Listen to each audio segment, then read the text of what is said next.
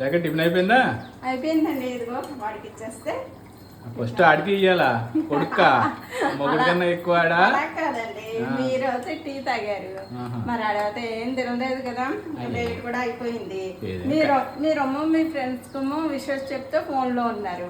సరే వాడికి వేసి ఇచ్చేద్దాం అనేసి ఇంకో చికెన్ కర్రీ అయితే అయిపోయింది కదా. దీనికి దోశ కొంచెం లూజ్ గా ఉంటేనే బాగుంటుంది కదా గ్రేవీ.